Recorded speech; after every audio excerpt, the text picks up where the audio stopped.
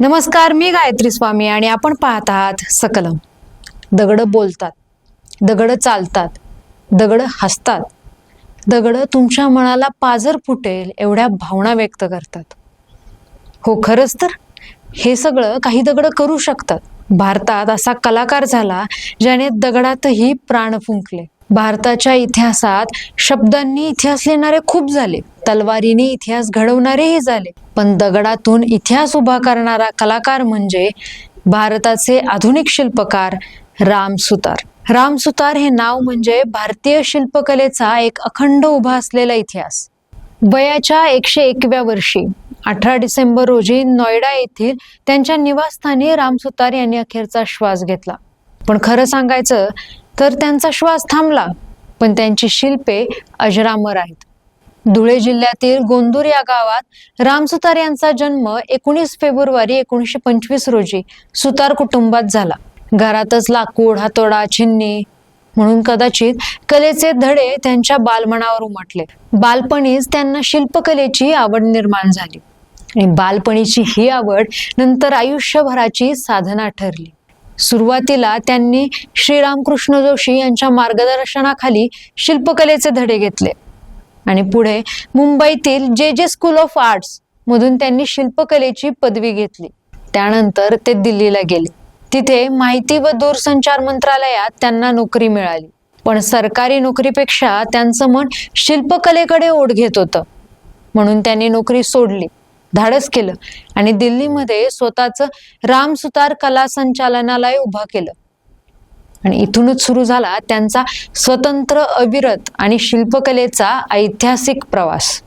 आज जगातला सर्वात उंच पुतळा भारतामध्ये उभा आहे. गुजरातच्या केवडिया येथील 108 मीटर उंचीचा सरदार वल्लभभाई पटेल यांचा स्टॅच्यू ऑफ युनिटी पुतळा. या भव्य शिल्पामागे मुख्य शिल्पकार म्हणून राम सुतार यांची मूर्तिमंत साधना उभी आहे. राम सुतार यांची शिल्पे फक्त भव्य नाहीत, ती जिवंत आहेत. डोळ्यांवरचं बारकाव्याचं काम, हावभावांची अचूकता, प्रमाणबद्धता आणि भावनांची खोली ही त्यांच्या शिल्पांची काही वैशिष्ट्ये. आणि ब्रांज शिल्पात तर त्यांचा हातकंडा होता. जसं गीतकारासाठी मेरे आवाज ही मेरे पहचान है, तसं शिल्पकारासाठी शिल्पातील जिवंतपणाच ओळख असते. आणि हे राम सुतार यांनी त्यांच्या कलेतून दाखवून दिलं. आणि म्हणूनच त्यांना शिल्पकलेतील भीष्माचार्य म्हटलं जातं. त्यांचं कलाकर्तृत्व हे अफाट आहे.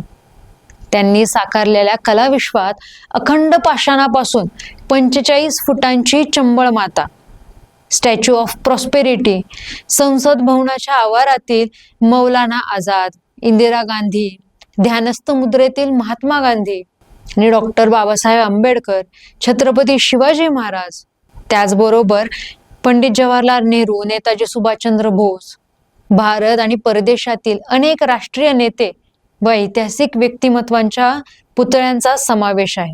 नेत्यांच्या जीवनातील प्रसंग भित्तिशिल्पात घडवणे हेही त्यांचे एक वैशिष्ट्य होते. अयोध्या येथील लता मंगेशकर चौकातील श्रीरामाची 251 मीटर उंचीची मूर्ती आणि वीणा, बंगळूर येथील 153 फूट उंचीची शिवमूर्ती, पुण्याजवळच्या मोशी येथील छत्रपती संभाजी महाराजांचा 100 फूट उंच पुतळा हे देखील राम सुतार यांनीच घडवले आहेत.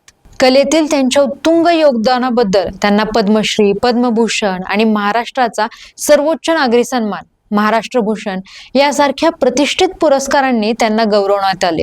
जागतिक कीर्ती, मोठमोठे प्रकल्प, पण सुतार शेवटपर्यंत साधेच राहिले.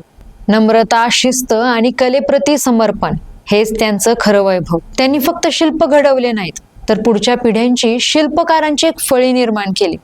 अशा या महान कलाकारास स्टॅच्यू ऑफ मॅन इंडियास सकलमच्या परिवाराकडून आदरांजली. आणि आपल्याला ही माहिती आवडली असेल तर या व्हिडिओला लाईक करा, शेअर करा आणि आमच्या चॅनलला सबस्क्राईब करा.